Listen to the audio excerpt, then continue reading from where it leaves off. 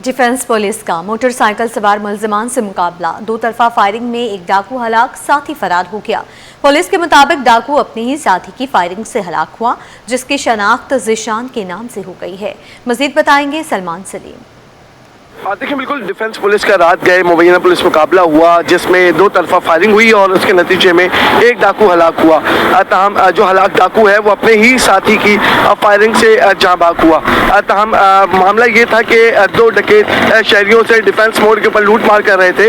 Police मौके के ऊपर पहुंची तो पुलिस पार्टी को देखते ही मुल्जिमान ने फायरिंग शुरू की, जिसके नतीजे में एक डाकू जो है वो मौके के ऊपर हलाक हुआ, जिसकी शनाख्त जिशान के नाम से हुई। उसका साथी जो है वो फरार होने में कामयाब हुआ, जिसके बाद पुलिस ने इलाके में मुख्तलिफ मुकामात के ऊपर सर्च ऑपरेशन किया, लेकिन फरार होने वाला मुलजिम जो है वो गिरफ्तार नहीं हुआ। हलाक डाकू की जो शनाख्त है वो जिशान के नाम से हुई और उसका साबका क्रिमिनल रिकॉर्ड भी पुलिस ने हासिल किया है। साबका क्रिमिनल रिकॉर्ड के मुताबिक हलाक डाकू 10 से ज़ायद मुकदमात में पुलिस को मतलूब था और कई बार जेल जा चुका है। तमाम मुख्तलिफ पहलुओं से तहकीकात जारी है। जो फरार मुलजिम है उसके लिए जो है वो पुलिस की जानिब से कार्रवाई अमल में लाई जा रही है। इसी के साथ साथ ये भी बात पता चली है कि हलाक डाकू के कब्जे से एक छीना हुआ पर्स मिला है, छीना हुआ मोबाइल फ़ोन मिला है। इसी के साथ साथ 30 बोर पिस्टल भी बरामद हुआ है, जिसको फॉरेंसिक के लिए भेजने का फैसला किया गया है।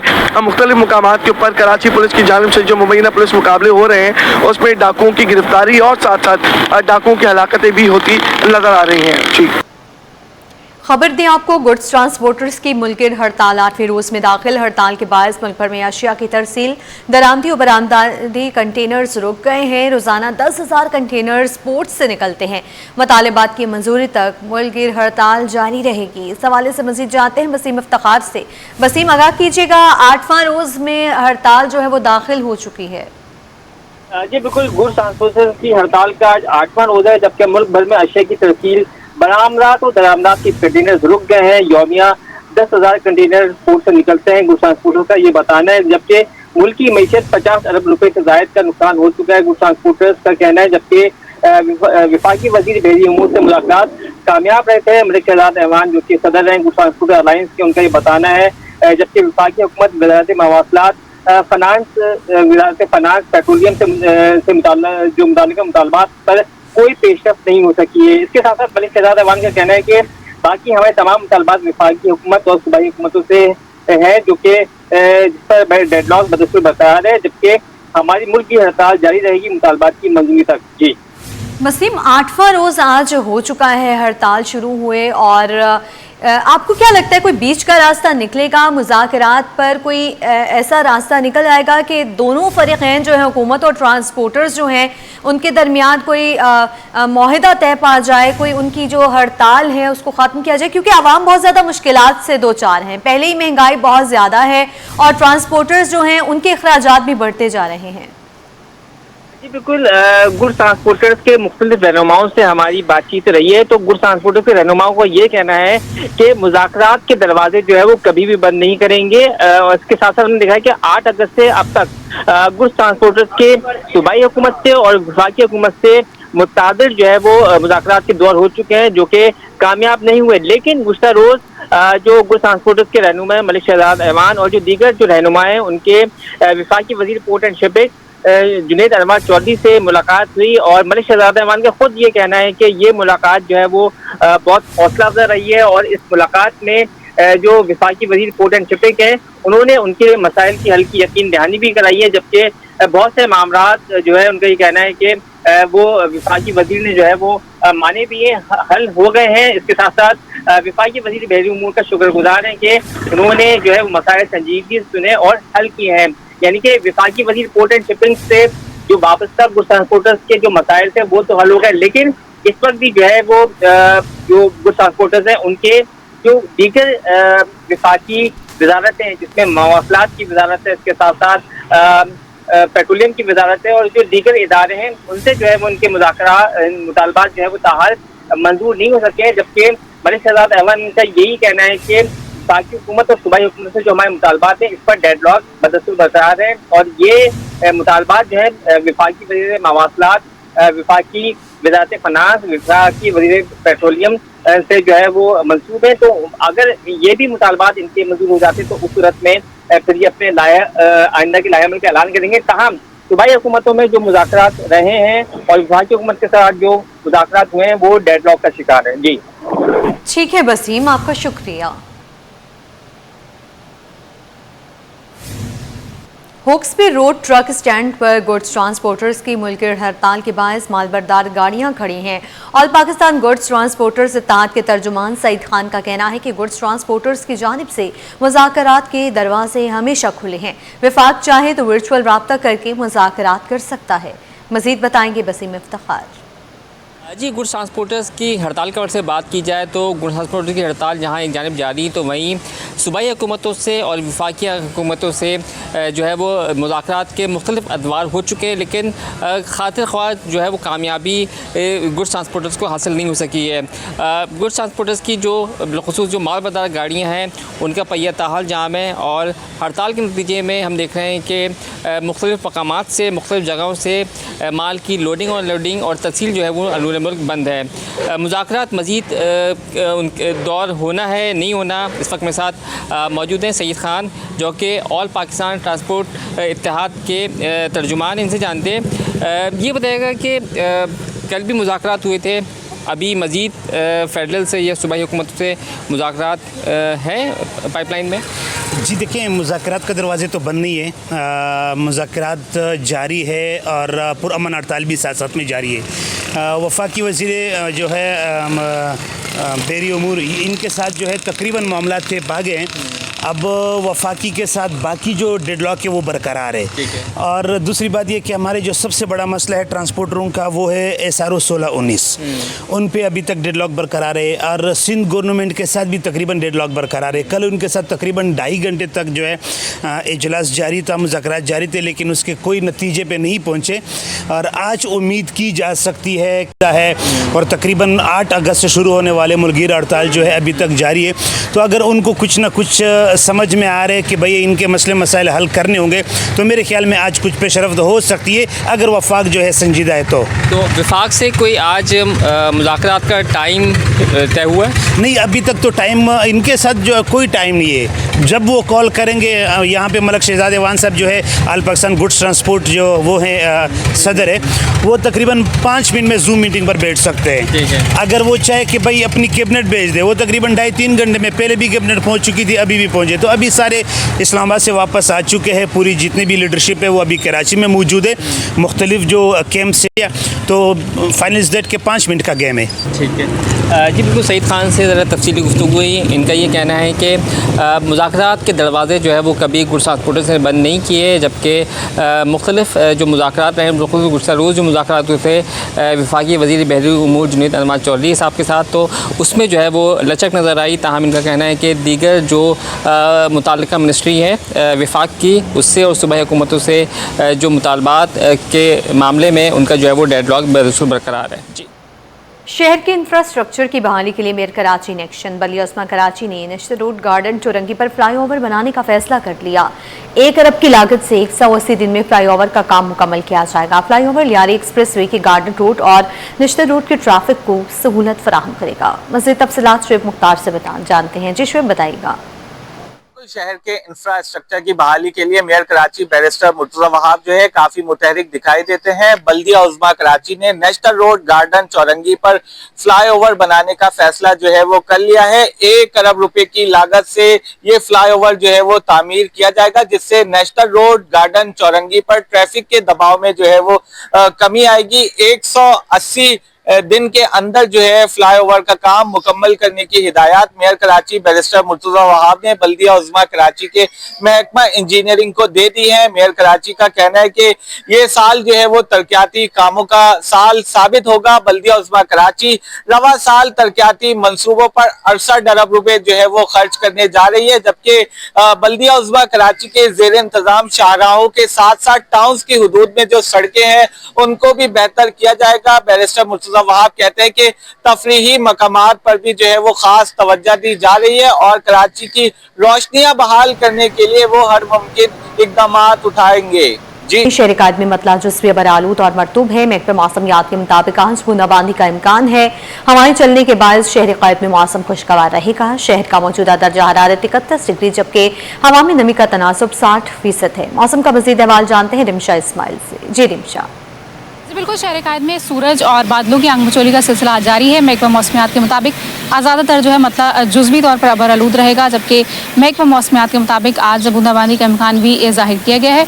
दर्जा हरारत की इस वक्त बात कर लें तो आज जो है वो कम से कम दर्जा हरारत 27.7 डिग्री रिकॉर्ड हुआ, जबकि इस वक्त शहर का जो मौजूदा दर्जा हरारत है वो 31 डिग्री है। महकमा मौसमियात के मुताबिक आज ज़्यादा से ज़्यादा दर्जा हरारत जो है वो 33 से 35 डिग्री के दरमियान रह सकता है, जबकि हवाओं की बात कर लें तो शहर में जुनूब मगरिब सम से हवाओं की जो रफ्तार है वो अच्छी है। इस वक्त 24 से 25 किलोमीटर फ़ी घंटे की रफ्तार से हवाएं चल रही हैं, जिसके बायस शहर कायद में मौसम भी खुशगवार है। हवा में नमी के तनासुब की बात कर लें तो हवा में नमी का जो तनासुब है वो इस वक्त 60% है, जबकि महकमा मौसमियात के मुताबिक आइंदा 1 से 2 रोज़ की बात कर लें तो आइंदा 1 से 2 रोज़ में भी दर्जा हरारत 33 से 35 डिग्री रह सकता है, जबकि सुबह और जो है वो रात के औकात में शहर कायद में बूंदाबांदी का इम्कान भी जो है वो जाहिर किया गया है। जी। निजी स्कूल में तलबा और तालिबात को जदीद टेक्नोलॉजी से रोशनास कराने के लिए आर्टिफिशियल इंटेलिजेंस और रोबोटिक्स पर खुसूसी तवज्जो दी जा रही है। तलबा को AI और रोबोटिक्स के अमली इस्तेमाल के मौके भी फराहम किए जा रहे हैं, जहां बच्चों ने जदीद टेक्नोलॉजी की मदद से मुख्तलिफ प्रोजेक्ट्स और मॉडल्स तैयार किए हैं। मजीद बताएंगे मोहम्मद हमाद। आज देखिए बिल्कुल ठीक है इधर जो है स्कूल में तलबा और तलबात को जो है वो जदीद टेक्नोलॉजी से रोशनास करने के लिए जो है वो आर्टिफिशियल इंटेलिजेंस और जो है रोबोटिक के हवाले से यहाँ पर जो है तालीम दी जा रही है, और उसके साथ साथ यहाँ पर जो है तलबा और तलबात ने मुख्तलिफ जो है वो प्रोजेक्ट जो यहाँ पर डिजाइन के इस हवाले से हम बात कर लेते हैं यहाँ पर जो प्रोजेक्ट मैनेजर है उनसे। अच्छा सर, मुझे ये बताइएगा कि जो आपके स्कूल में बच्चों को तालीम दी जा रही है प्रोजेक्ट के हवाले से और आर्टिफिशियल इंटेलिजेंस के हवाले से, हमने देखा कि बहुत ही मुनफरिद अंदाज में जो प्रोजेक्ट यहाँ पर तैयार किए गए हैं। क्या समझते हैं कि नए आने वाले बच्चों को कितना जरूरी है आर्टिफिशियल इंटेलिजेंस और रोबोटिक्स के हवाले से तालीम देना, और उनको बताना कि अब जदीद दौर में टेक्नोलॉजी की कितनी जरूरत है? देखिए, मैं इसी के बारे में बात करना चाहूंगा कि अभी जो हमारे बच्चे नॉर्मल हमारे साथ पढ़ के आ रहे हैं, दे आर लाइक कि जब तक वो फाइनल करके निकलेंगे हमारे पास काफी सारी जॉब तो वैसे ही वैनिश हो चुकी है। We are not ready with the AI era कि AI एरा के अंदर रोबोट्स में क्या है, तो वी आर वर्किंग कि हम फ्यूचर स्किल्स पे बच्चों के काम करें, उनको आइडिया हो कि 2035 के अंदर क्या क्या चीजें एग्जिस्ट करती होंगी। मैडम, आपने यहाँ विजिट किया, आप कैसे लगा बच्चों के प्रोजेक्ट्स जो बच्चों ने यहाँ पर डिजाइन किए, जो भी प्रोजेक्ट आपने देखे, तो आप क्या समझते हैं कितना जरूरी है ये आने वाले बच्चे जो मुस्तकबिल में नई जदीद टेक्नोलॉजी पर जो है काम कर रहे हो सीख रहे हैं? मैं बात कर रही हूँ मैनेजिंग डायरेक्टर परफेक्टिस इंटरनेशनल स्कूल। हमने अपने स्कूल के अंदर भी ग्लीजादर को जो है वो अपने साथ शामिल किया है, because we personally think that AI and robotics is one of the most important parts, and in this era जहाँ पे बगैर AI के, जहाँ कुछ लोग इसके बारे में ये भी कहते हैं कि AI के थ्रू बहुत ज्यादा प्रॉब्लम्स आ सकती हैं, बहुत ज्यादा सिचुएशन आउट ऑफ कंट्रोल हो सकती है, that's only if you are using it in a negative way. AI is one of those things जिसको पॉजिटिवली इस्तेमाल किया जाए तो वो आपकी सक्सेस फैक्टर के लिए बहुत इंपॉर्टेंट है। This is one of the chapters जो उस नॉवल की तरह से है, जिसका इस चैप्टर को AI और रोबोटिक्स के चैप्टर को आप मिस आउट नहीं कर सकते। बच्चों ने जो प्रोजेक्ट्स तैयार किए वो भी हमने यहाँ पर देखे, बच्चों ने बड़ी मेहनत की इन प्रोजेक्ट में, तो आज जो है जिन बच्चों ने प्रोजेक्ट्स तैयार किए उनको जो है यहाँ पर सर्टिफिकेट भी जो है।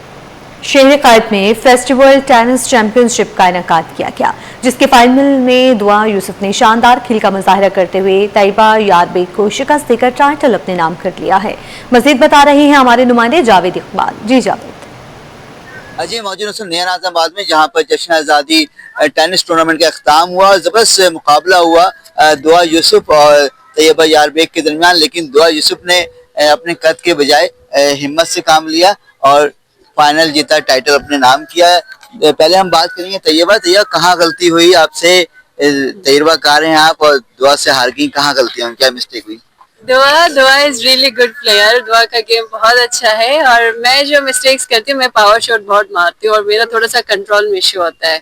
या and for the last few weeks जो है I was more into padel, तो शायद उस वजह से जो मेरे टेनिस के टेक्निक्स थे वो मुझे कंप्रोमाइज करने पड़े। टाइटल के चक्कर में टेनिस भी तो खराब नहीं हो रही है। Exactly, I feel so, I feel so, but दुआ का गेम बहुत अच्छा है। लाइक आगे कौन से इवेंट की तैयारी कर रही हैं आप, कैसे जा रहा है? अपकमिंग नाइट कंसल्ट का जो टूर्नामेंट आ रहा है, सो इंशाल्लाह उसके लिए I will prepare my best.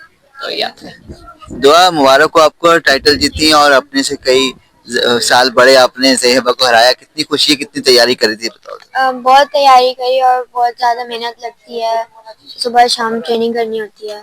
अच्छा, तो किससे इंस्पायर होकर टेनिस खेलना शुरू किया? अभी तो बहुत, कौन सी क्लास में अभी?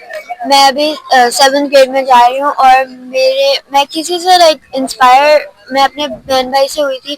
मेरे भाई पहले खेलते थे टेनिस, तो फिर मैंने उनको फॉलो किया। आइडियल कौन है टेनिस में इंटरनेशनल? मारिया शारापोवा है, कौन है? Aryna Sabalenka. अच्छा, साबालेंका। तो आगे कौन सा इवेंट है? आप कौन से इवेंट में जाके अच्छी परफॉर्मेंस के लिए रेडी है? ये आइकन सेल टूर्नामेंट आ रहा है, उसमें मुझे इरादा है कि अच्छा रिजल्ट आए। टेनिस खेलने में मुश्किलात क्या है?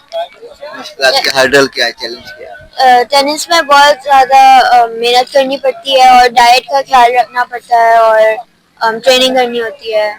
चलें, बेस्ट ऑफ लक। हम उम्मीद करते हैं आप और भी जीतें और आप अपनी गलतियों पर काबू पाएं और अच्छा खेलें। सुना आपने कि जबरदस्त रहा मैच और पूरा टूर्नामेंट खत्म हुआ और इसमें जबरदस्त परफॉर्मेंस दी और नियानाज़ अहमद में इवेंट मुनक्किद हुआ और उम्मीद है मुंतज़मीन कोई ऐसे इवेंट वो मुस्तक़बिल में कराते रहेंगे। वतन अजीज़ के 79वें जश्न आज़ादी के मौके पर governor State Bank Jamil Ahmed ने समंदर पार पाकिस्तानियों के लिए खुशखबरी सुना दी। कहते हैं मुल्क में रुकूम भेजने वाले समंदर पार पाकिस्तानियों के लिए जल्द ही एक स्कीम का ऐलान किया जाएगा।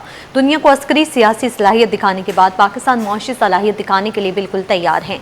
स्टेट बैंक में जश्न आज़ादी की रंगारंग तकरीब का अहवाल बता रहे हैं वसीम इफ्तिखार अपनी इस रिपोर्ट में।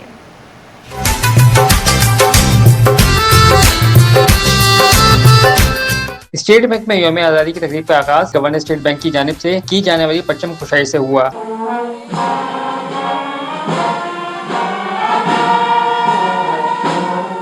Governor State Bank Jamil Ahmed ने तकरीब से खिताब में मुल्की मईशत में होने वाली पेशरफ और दरपेश चैलेंजेस पर रोशनी डाली। गवर्नर स्टेट बैंक के मुताबिक माली साल 2026 में महंगाई की शरह 7.1% रही, जबकि माली साल 2026-27 में महंगाई की शरह 5.7% तक रहने की तवक्का है। माली साल 2026 में पाकिस्तान का महंगाई का तनासब 7.1% रहा है। इस स्टेट बैंक महंगाई को दरमियानी मुद्दत यानी 5 से 7% के हदफ में बरकरार रखने के लिए भी कोशां है, जबकि मुआशी सरगर्मियों में भी तेजी से इजाफा हो रहा है। तकरीब में कौम के नौनिहालों ने खूबसूरत मिली नगमे सुनाकर समा बांध दिया और पाक बहरिया के बैंड ने मिली नगमों की धुनों के जरिए जज्बे हुब्बुल वतनी को उजागर किया।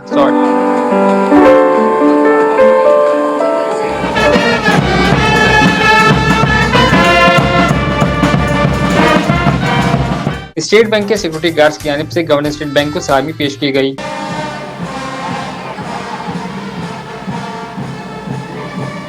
स्टेट बैंक म्यूजियम में मुनक्किद की गई नुमाइश का गवर्नर स्टेट बैंक ने इफ्तिताह किया।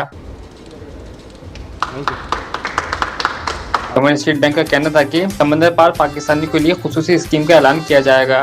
रेमिटेंसेस के ऊपर मैं खासकर बात करना चाहता हूँ कि अभी हम इंशाल्लाह बहुत जल्द जो है वो एक बहुत बड़ी स्कीम हमारे जो रेमिटेंस सेंडर्स हैं वहाँ से जो पैसे भेज रहे हैं, हमारे जो डायस्पोरा है बाहर हमारे भाई जो काम करते हैं और वो यहाँ पे रेमिटेंस तरसीलात ज़र भेजते हैं, उनके लिए एक बहुत अच्छी स्कीम हम लेके आएंगे। गवर्नर स्टेट बैंक ने इस अज़म का इरादा किया कि पाकिस्तान की पायदार माशी तरक्की, माली इस्तेहकाम और आवाम की फलाह बहबूद के लिए अपना भरपूर किरदार अदा करते रहेंगे। कैमरामैन अहमद हुसैन के साथ वसीम इफ्तिखार, सिटी 21। साफ पानी की किल्लत और आलूदा पानी की फराहमी ने शाह फैसल कॉलोनी के गोल्डन टाउन के रिहायशियों को परेशान कर दिया। इलाका मकीनों का शिकवा है कि पानी फराहम नहीं किया जाता, कभी आए भी तो इतना गंदा होता है कि घरेलू इस्तेमाल के काबिल नहीं होता। इंतजामिया फौरी तौर पर मसला हल करे। मजीद बताएंगी नुमाइंदा दुआ शकील फराचा। जी बिल्कुल, पानी की नेमत से यहाँ के शाह फैसल के रिहायशी शाह फैसल गोल्डन टाउन में मौजूद हूँ, जहाँ पर यहाँ के रिहायशी जो है पानी जैसी नेमत से जो है वो महरूम नज़र आ रहे हैं। मज़ीद क्या मुश्किलात का सामना करना पड़ा इन्हीं रिहायशियों से जान लेते हैं। अच्छा, मुझे बताइएगा कि यहाँ पे क्या पानी के मसले मसाइल हैं, क्या आपको जो है वो सामना करना पड़ता है मुश्किलात का? हमें जब से ये लाइन बिछी है, गटर लाइन बिछी है और पानी की लाइन बिछी, उसके बाद 5 साल हो गए हमें पानी नहीं मिल रहा। और जब भी हम मोटर ऑन करते हैं तो गंदा पानी आता है। वो कहते हैं जी मोटरें चलाओ, मोटरें चला के हम थक गए हैं और मोटरों के वाल बना के थक गए हैं, लेकिन पानी हमें साफ नहीं मिल रहा। ये आगे यहाँ तक, आगे से यहाँ तक पानी आता है, वहाँ खंबे तक आगे जो पानी आता है वो सारा गंदा आता है। सारा गंदा पूरा गटर का पानी है। 5 साल हो गए और बिल पहले हमारा 300 रुपये था, अभी 1700 रुपये बिल हो गया वाटर बोर्ड वालों का, और वो भी हम बिल अदा कर रहे हैं और पानी नहीं मिल रहा। अच्छा, आप मुझे बताइएगा पानी ना आने से क्या मुश्किलात का सामना करना पड़ता है? पानी तो एक ऐसी बेसिक नेसेसिटी है, एक बेसिक ज़रूरिया है, तो वो ख़त्म अगर हो तो क्या मुश्किलात पेश आती है? जी, हमारे घर में कई साल हो गए पानी पहले आता था, तो अभी कई साल हो गए पानी आ ही नहीं रहा, बिल्कुल ही वो लाइनें ख़त्म हो गई। अभी बोर का पानी है, बोर का पानी भी ख़त्म होता जा रहा है, बिल्कुल किसी के आ रहा है, किसी के नहीं आ रहा। पानी के बगैर तो ज़िंदगी है ही नहीं हमारी, इसके बगैर कैसे गुजारा हो। अभी पानी समझो पीने के लिए भी हम कई सालों से खरीद के पी रहे हैं। जी बिल्कुल, इस वक्त हमारे साथ यहाँ के जो थे कुछ रिहायशी मौजूद थे। इनका यही कहना था कि पानी जो है वो एक बेसिक ज़रूरियात है, बेसिक नेसेसिटी है, जिससे यहाँ के लोग जो हैं वो महरूम जो है वो नज़र आ रहे हैं। अव्वल तो उनका कहना है कि पानी यहाँ पे आता नहीं, और अगर पानी आता भी है तो इतना गंदा पानी आता है कि वो ज़रूरत के काबिल भी नहीं होता, जिसकी वजह से इनको काफ़ी ज़्यादा मुश्किलात का सामना है। तो उनका यही कहना है कि जल्द से जल्द इस मसले को हल कर देना चाहिए ताकि यहाँ के रिहायशियों को, शहरियों को जो है वो रिलीफ मिल सके। इसी के साथ ही न्यूज़ स्टूडियो से फिलहाल इतना ही।